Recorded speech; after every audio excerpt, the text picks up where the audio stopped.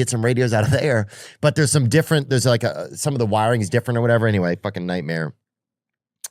So we just got to work and I was like, well, dude, I'm just going to lay in my car for a little while because we'd been drinking a decent amount. And so I was like, I'm just going to lay in my car for a little while. And then I'll wake up whenever the sun pops up and then I'll manage the daycare or whatever. And then, so dude, bro, I guess the sun, like it wasn't that hot or whatever. I parked like where like the tree, like I was in the shade of a tree too much. And one of the owners or whatever came over and knocked on my window. It was like at 8 and I was supposed to be there at 6:30. It was like 8 a.m. And dude, it was like my car just smelled like vodka and had all these fucking radios all over. My hands were cut up from like getting the radios out. And anyway, nightmare. But yeah, bottom line, dude, dude, You probably shouldn't send your kids to that daycare. Yeah, but I'm just saying, anybody can do a daycare, right? And we watched Terminator, I remember, with them kids. And them kids were little. Yeah. They shouldn't have been watching it, well, you know? Yeah, I appreciate your honesty there. But it is like a thing where... They shouldn't have been watching it. I still feel bad. Sometimes I still wake up and I'm like, fuck, they shouldn't have been watching it. Well, because there's one scene where you see like 3 tits in it or whatever.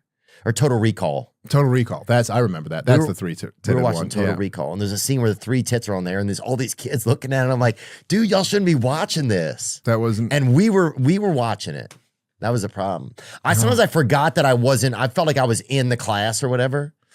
Well, but I will say a lot of the reason I think why, these people who are like the big government progressives and stuff like that, and the whole kind of like neoliberal culture in America, which has always kind of like for years been demonizing, straight white men and demonizing patriarchal families and all of this. There's a reason why, like big central governments don't like the family structure and religion and community and all of those things because they're all a hedge against their power.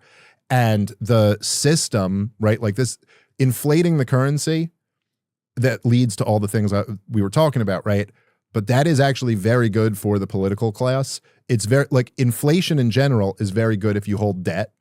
If you're a big debtor, inflation is your friend because you pay off the debt. Like if you want to buy something, but the money is worth a lot less. Well, now your hamburger used to cost $5, now it costs $15. Mm-hmm. That sucks for you if you're the person who wants to buy it. But if you owe $1,000 and now you're selling hamburgers at $15 a pop. You owe less than you did before. So like if you have debt, inflation is your friend.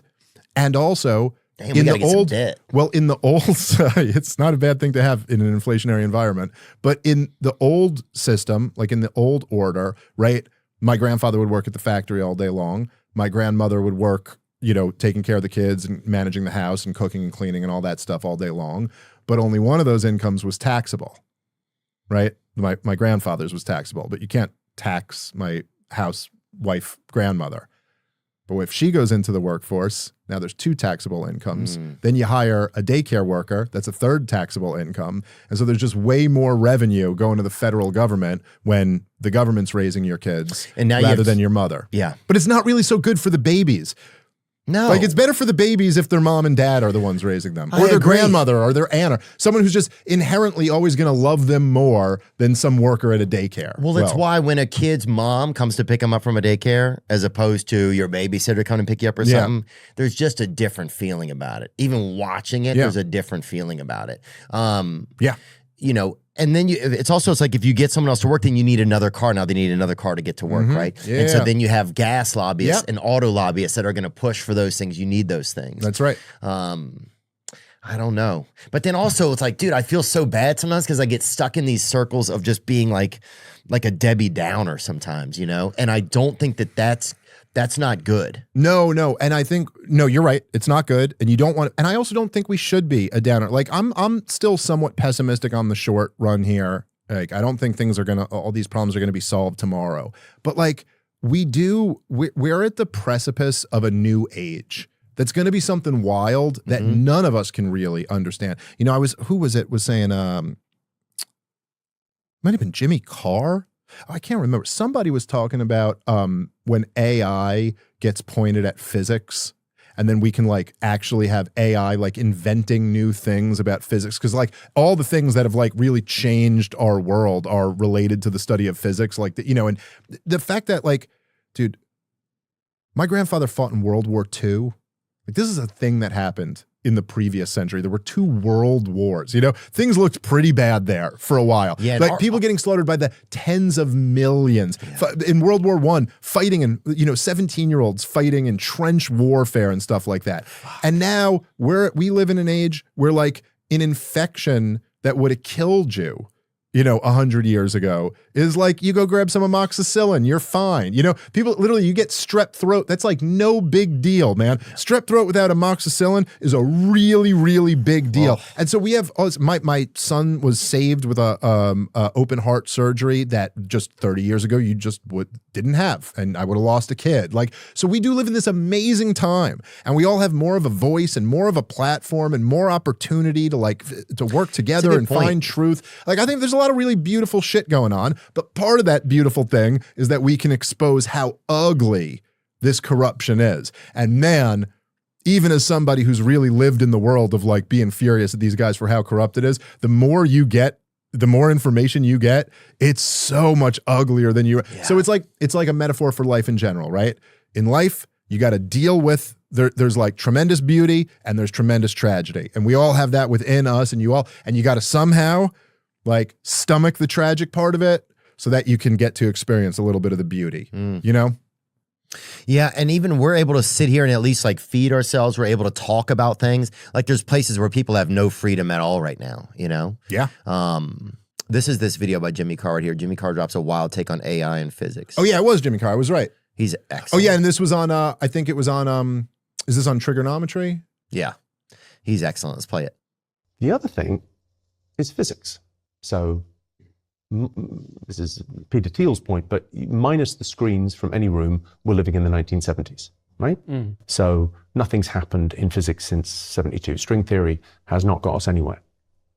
But if you take the compute power of AI and point it at physics, now everything else in science is stamp collecting, right? Physics is the real thing. That gave us everything.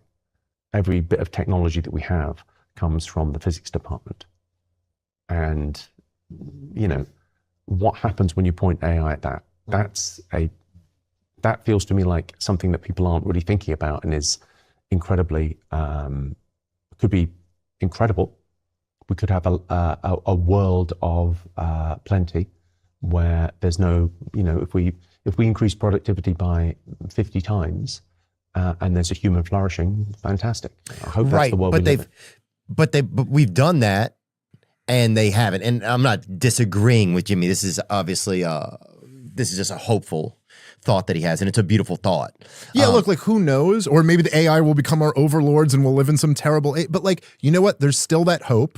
And so then, you know, you got to keep moving forward. And there were more hopeless times than this. Oh, for sure. People, and I do think that it's like, look, it's quite possible that we're going to come into an age where it's essentially impossible for politicians to propagandize their own citizenry.